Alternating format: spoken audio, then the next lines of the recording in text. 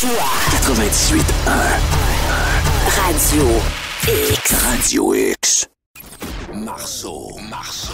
Le soir. Avec Marceau. Radio X. 18h32, vous avez les choses à nous dire par texto, ça fonctionne très bien. 418-670-9098. 418-670-9098. 1877-440-2464. C'est le temps de la chronique de Maître Marc Bellemare. Bonsoir. Hey, ça va bien? Ça va très bien. Je vous ai présenté comme un joueur de hockey. Si vous aviez été joueur de hockey, quel numéro vous auriez pris? Ah, numéro 4, j'aime bien. Pourquoi? Ben, dans la fusée Excel 5 aussi, le numéro 4, c'était mon véhicule préféré. Jean Béliveau, c'était un vrai bon gars. Il scorait des buts à Boston le dimanche soir, le mardi après-midi, l'Anytime. Dans le temps qu'on voyait les séries de la Coupe Stanley. Tu sais qu'à une certaine époque, des années 70, les séries de la Coupe Stanley, là, on voyait les matchs à l'extérieur de Toronto et Montréal uniquement pendant les séries. Là. On allait à Boston, à New York, avant 67. Là. Okay. Avant l'expansion de 67, là, en 65, 64, 63, les seules fois qu'on voyait des matchs du Canadien à Boston, à New York, à Détroit, c'était pendant les séries. Ah ouais? Ah oui, tu viens pas de ça? Non, mais... Jeune homme? Non, mais j'apprends avec les personnes qui ont plus d'expérience. Non, mais j'aimais tellement ça, là, parce que, à cause que c'était Radio-Canada qui diffusait les matchs, on allait à Toronto et à Montréal. Seulement. OK. Il n'y avait pas de publicité sur les bandes. C'était noir et blanc et gris, là, je veux dire, il n'y avait pas de couleur. Il n'y avait pas de publicité sur les bandes, ni sur la glace, à part la ligne rouge et les 2 lignes bleues. Et quand c'était le détail, comme mon père appelait les séries, mais là, on allait à l'extérieur. On allait voir des matchs à Boston, puis à Détroit, puis on tripait parce qu'on voyait des foules américaines qu'on voyait jamais pendant la saison régulière.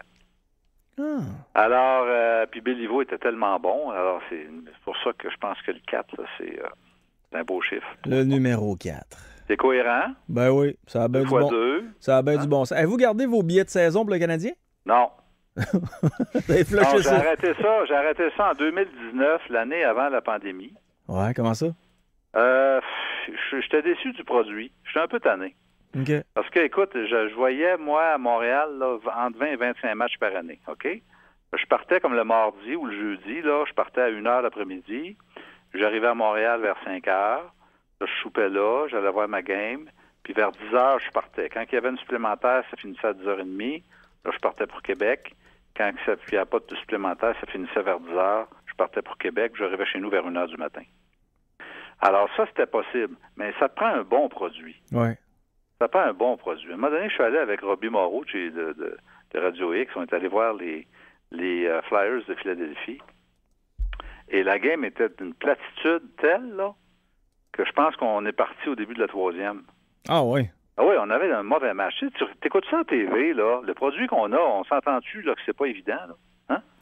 Tu écoutes ça à TV, là, mais tu peux faire quelques textos en même temps, tu peux faire un peu de vaisselle en même temps, tu peux placoter en même temps, tu peux faire 2 affaires en même temps quand tu écoutes ça à TV. Mais quand tu écoutes ça en direct, un match de hockey, tu es assis sur ton cul puis tu regardes la game. C'est vrai. C'est tout. Puis là, si c'est plein d'erreurs, si la game est plate, puis tu es un peu fatigué, puis que ça fait 2-3 games qui perdent, puis tu as l'impression que tu t'es forcé, toi, comme spectateur, pour te rendre à Montréal pour assister au match 3 fois plus que le meilleur, le plus payé de ces joueurs-là. À un moment donné, tu te dis, quand je veux plus que le gars qui est sur la glace, là, il y a un problème. Alors, c'est ça qui fait que j'ai eu des billets comme ça entre 2004 et 2018, des billets dans Loge Desjardins, là, en haut, là, Air Canada avant, puis Desjardins, là où la bouffe est payée, là. À l'intérieur de ton billet qui coûte pas mal cher. Tu pourrais te payer une épicerie de 100$ quasiment pour les hot dogs que tu vas manger. Mais en tout cas, j'avais des très bons billets. Mais à un moment donné, j'étais un peu tanné. Puis je trouvais qu'ils ne s'occupaient pas beaucoup de notre monde parce que nous autres, on avait une hôtesse à chaque entrée, tu sais, pour descendre dans la loge. Là. Fait que quand tu as quelqu'un qui fait du grabuge, tu peux faire un clin d'œil à la fille puis elle va venir régler le problème. C'est pas à toi à t'ostiner avec le gars qui est en avant de toi, qui est tout le temps penché puis qui te cache la moitié de la glace, là. Mais des hôtesses, il y en avait 1 fois sur 2. Alors, quand il n'y en avait pas, on avait moins de facilité à faire régner la paix et l'ordre dans notre section. Et c'est un paquet d'affaires comme ça qui fait qu'à un moment donné, j'ai décroché, puis j'ai arrêté, puis j'achetais des scalpers à la place.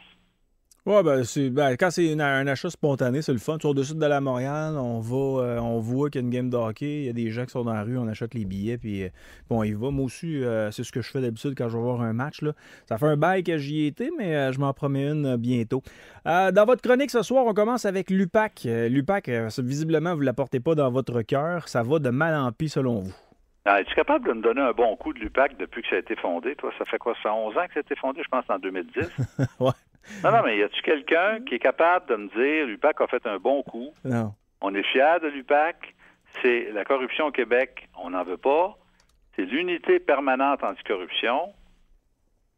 Puis on est fiers de l'UPAC, puis ils ont fait un bon coup. Ils ont mis quelqu'un en dedans de significatif. Écoute, on va faire comme Daniel Lemire disait, on va mettre ça en faillite, puis on va partir ça sur un autre nom. Parce que moi, j'ai l'impression qu'un gars qui reçoit un téléphone de l'UPAC et qui se fait dire, on est en train d'enquêter sur vous, monsieur, il doit partir à rire. Ben, il doit dire merci, je suis content que ce soit pas un service de police. Oui, parce que j'ai une vingtaine de jugements là, que je vais citer pour montrer jusqu'à quel point vous êtes poche. Ouais. Mais j'ai décroché, moi, avec l'UPAC à partir du moment où je me suis rendu compte que le chef de l'UPAC, Lafrenière, que le chef de la Sûreté du Québec à l'époque, c'était Martin Prudhomme, puis que la directrice des enquêtes spéciales, c'était la fille de Robert Lafrenière. 3 membres d'une même famille dans des postes super importants dans la police au Québec. Il y a juste dans une république de bananes où ça peut arriver, là. Non, moi, j'en reviens pas. Écoute, là, ce qui s'est produit la semaine passée, là, tu le sais, c'est lundi passé, le maire de Terrebonne là, qui a été blanchi. Les accusations ont été cassées. Jean-Marc Robitaille, accusation, écoute, pas rien, là, un système de corruption. C'est au cœur du mandat de l'UPAC, là, tu sais. Un système de corruption, d'après ce qu'ils disent. Jean-Marc Robitaille est arrêté. Son ex-chef de cabinet, Daniel Bellec, est arrêté. L'ancien directeur adjoint, Luc Papillon, et l'entrepreneur Normand Trudel, accusés de corruption dans les affaires municipales et abus de confiance. Arrêtés en 2018. Ils ont eu quand même 3 ans pour monter tout ça, sans compter l'enquête qui a précédé l'arrestation. Selon la théorie de la Couronne, 2 firmes d'ingénierie se partageaient les contrats publics à Terrebonne en vertu d'une directive du maire Robitaille. Celui-ci aurait mis en place en 2000 et 2012 un système de corruption basé sur le partage de contrats et l'octroi de cadeaux aux hauts fonctionnaires. Il était question de pots de vin, de voyages, d'expéditions de pêche et de travaux de rénovation domiciliaire offerts aux bénéficiaires du système. Écoute, ça se peut-tu? Non, mais regarde, il y a 4 accusés, un système de corruption. En 2000-2012, ils ont eu le temps d'enquêter là-dessus. Et les accusations sont cassées. Pourquoi? Parce que l'UPAC a caché de l'information, semble-t-il, a caché aux accusés de l'information pouvant nuire à la crédibilité d'un témoin important de la poursuite. Moi, j'en reviens pas, ça me rend... Mais je trouve ça tellement triste, là, tu sais, parce que ça veut dire quoi? Ça veut dire qu'il y a des corrompus au Québec qui sont dans les affaires publiques, qui sont à l'abri de tout. Il n'y a pas moyen d'épogner, il n'y a pas moyen d'obtenir des condamnations pour ça. Et le gars qui s'est fait varloper par le juge, c'est Sylvain Baillargeon,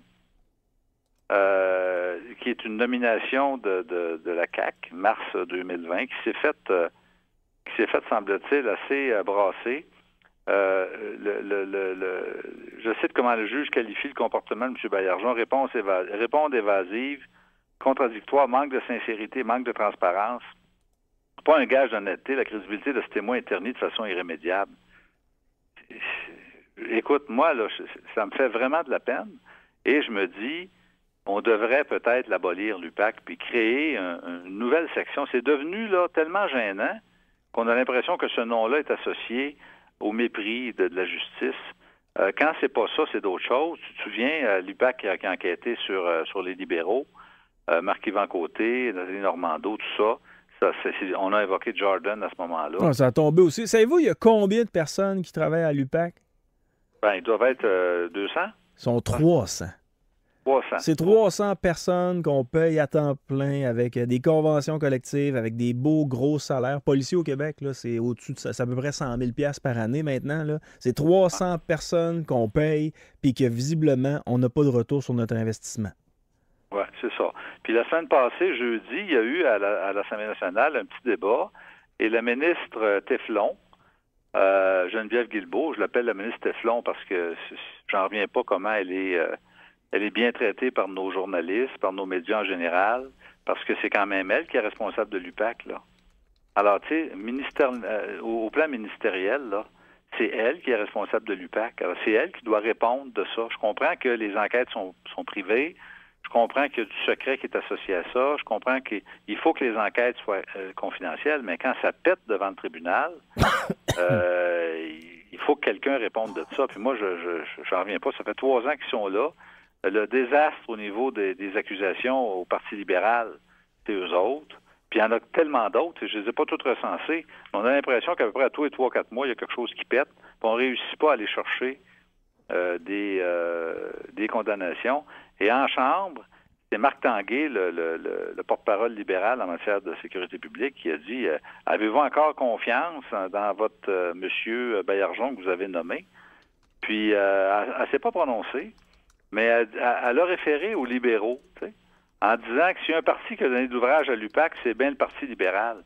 Ben oui, mais les accusations étaient cassées contre le Parti libéral, pas le Parti libéral, mais Marc-Yvan Côté, puis tu te souviens de ça, Lortie, puis Nathalie Normando, les accusations sont tombées aussi. Ouais. Alors, elle n'a pas le droit de dire qu'il y a de la corruption au Parti libéral parce qu'il n'y a pas eu de condamnation. Alors, on est obligé d'accepter le verdict. Puis tous ces gens-là s'en tirent sans condamnation. Avec des problèmes, évidemment, de crédibilité qui sont associés aux accusations, parce que là, on ne s'est pas terminé. Qu'est-ce qu'il dit que Robitaille ne prendra pas des poursuites en dommages? Charest, je pense qu'il en a pris une contre l'IPAC, hein? Ça se peut-tu? C'est pas encore réglé, mais ça? C'est pas encore réglé. Non, mais Charest, il a poursuivi pour d'un chiffres, là. Jean Charest, là, parce qu'il dit qu'il avait été associé par l'UPAC à des comportements douteux, etc. Et, c'était pour violation de sa vie privée. Ouais. Mais tout ça, ça crée des malaises parce que, écoute, c'est quand même, quand tu portes des accusations, d'abord, il faut que tu aies une preuve hors de tout doute raisonnable parce qu'on parle de droit criminel. En plus de ça, tu as eu 300 personnes pour t'aider à monter un dossier. Puis au bout de la ligne, les accusations sont cassées ou bien Jordan s'applique de sorte que tout le monde s'en sort, mais ça ternit non seulement des réputations, mais ça ternit l'image de justice. Fait que c'est un désastre. Je te dis, on en parle souvent, mais on n'en parlera jamais assez. Puis moi, je pense que la ministre devrait penser sérieusement à abolir l'UPAC ou à modifier en profondeur, changer les têtes dirigeantes de cette organisation-là et puis s'assurer qu'au Québec, on ait vraiment des garanties sérieuses comme quoi la corruption est réellement combattue.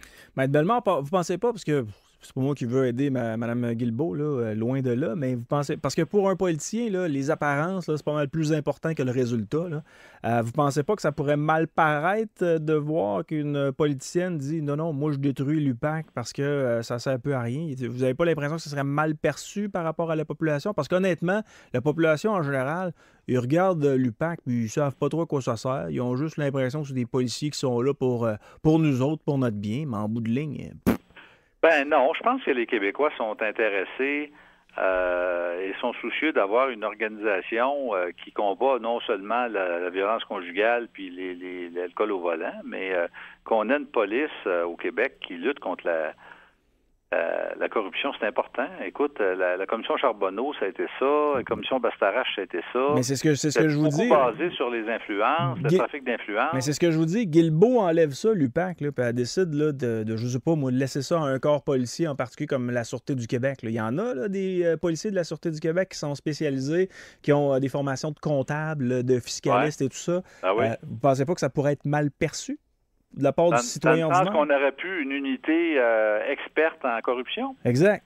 Ben oui, mais une unité, ou bien changer changer le système, changer la coquille, changer l'allure, je sais pas. Mais il faut arrêter de parler de l'UPAC. Moi, je pense que la crédibilité de l'UPAC est mise à mal beaucoup. Et au sein de l'appareil judiciaire, au sein de la communauté des juges, je pense que l'UPAC est véritablement scruté et il est en manque de crédibilité. Alors, c'est comme un avocat qui se présente devant le juge puis qui n'a pas de crédibilité parce qu'il se fait rentrer dedans chaque fois puis ses dossiers sont mal montés. Qu'est-ce que tu penses qui va arriver? Quand les juges le voient venir, ils disent « Ah bon, encore lui », tu sais. Ils finissent par, tu sais, un procureur qui a de la crédibilité, ça joue beaucoup dans le résultat des poursuites et des accusations. Puis, moi, j'ai l'impression que l'UPAC est en manque de crédibilité, puis ça va lui nuire constamment à partir de maintenant. comme c'est le cas peut-être ici, parce que les juges se payent la traite, là. Tu sais, quand tu dis, là, la juge Nancy McKenna, là, dans le dossier de Saint-Jérôme, là, elle y va pas avec le dos de la main morte, comme disait Jean Perron, là. Elle y va solide, là. Puis les mots sont pesants.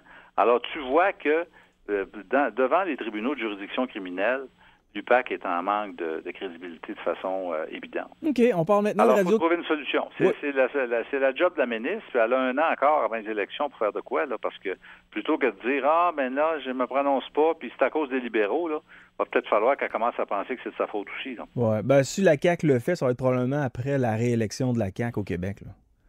Ouais. Ils feront pas ça avant, ça pourrait être mal perçu. Je pense qu'il pourrait être gagnant là-dedans, tu penses pas? Il pourrait être gagnant en arrivant avec une restructuration pour s'assurer qu'on obtienne des résultats. Parce que c'est pas parce que les accusations étaient cassées ici qu'il n'y a pas eu de corruption. Là. Ouais, je sais bien, mais on a quand même élu Justin Trudeau, là. Fait que, faut pas... On va demander, on va demander à Trudeau de s'occuper de ça. On sera jamais plus fort que le maillon faible de notre société, là. Fait qu'il faut toujours penser à la perception. Puis je comprends, les politiciens, ils jouent beaucoup sur la perception, là. Faut toujours penser à la perception que les citoyens pourraient avoir envers une politicienne ou un politicien qui décide de canceller une police de la corruption. Ça pourrait être mal perçu, même si parce que les gens, ils connaissent pas nécessairement la job de l'UPAC. Ils ont l'impression d'être protégés par l'UPAC, alors qu'en réalité, là, quand on suit l'actualité au day-to-day, quand on écoute la radio, la télé, les nouvelles, on s'en rend compte que l'UPAC ne sert pas à grand-chose, si ce n'est que discréditer un peu les gens qui ont travaillé sur le dossier. Là. On va se le dire, ça donne jamais à rien. On parle maintenant de Radio-Canada. Hey, une condamnation, Radio-Canada, Alain Gravel, un journaliste, je pense quand même, là, parmi les plus respectés, là. Un gars qui était en enquête avant, qui a travaillé très fort dans de multiples dossiers, un journaliste d'enquête, la Cour d'appel condamne à payer 60 000 $ dans une poursuite en diffamation. Aïe, aïe. Je veux dire, c'est vraiment... moi, ça m'a beaucoup surpris. Et, tu sais, on ne sait jamais, quand on nous présente des reportages télé, là, on est porté à croire ce qu'on nous montre. T'sais. C'est un peu ça qui avait mené, d'ailleurs, à l'enquête de l'UPAC sur... Normando, puis Marc-Yvan Côté. C'était des reportages qui avaient eu lieu à enquête. Et ici, c'est Alain Gravel. Et le premier juge de la Cour supérieure avait d'abord rejeté la poursuite. C'est une poursuite qui a été intentée en 2013. Et c'est un monsieur qui avait été associé, monsieur Lally, qui avait été associé à un achat de terrain douteux avec une revente et un profit mystérieux, une association à la mafia italienne, et c'est une espèce d'amalgame. Tu sais, on se payait à la traite, là, puis on voyait toutes sortes de problèmes là-dedans, et ça dégageait des perceptions. Alors, le juge Rancourt de la Cour d'appel renverse le jugement de la Cour supérieure et estime qu'il y a une image déformée de la réalité est issu de l'impression générale se dégageant du reportage de l'émission Enquête et ses présentations sur les autres plateformes de diffusion. Ça, c'est rare. Je vais te dire, là, c'est très rare qu'en matière de diffamation, les tribunaux vont dénoncer une perception ou une impression générale qui se dégage d'un reportage. Au fond, le juge va pas dans le détail tant que ça. Souvent, en matière de diffamation, on va dire « Ah, il m'a traité de grosse vache » ou « il m'a traité de bandit ou de mafieux ». Souvent, ça va être des éléments un peu plus spectaculaires comme ça, des documents mensongers, des vidéos mensongers, des audios mensongers. Mais ici, le juge, il va sur une impression générale et dit que Gravel a présenté une image fautive de l'affaire qui donnait l'impression que le terrain de Côte-Saint-Luc acheté par Lally représentait une vente pure et simple pour un montant de 50 000, alors que l'offre d'achat, ça avait été 1 850 000, etc. Alors, je ne sais pas s'ils vont aller en appel de ça. Je ne serais pas surpris que Radio-Canada aille en appel devant la Cour suprême, parce que là, il reste juste un recours. C'est une permission d'en appeler devant la Cour suprême, parce que honnêtement, écoute, ce sont les fleurons de Radio-Canada qui sont attaqués ici. Là.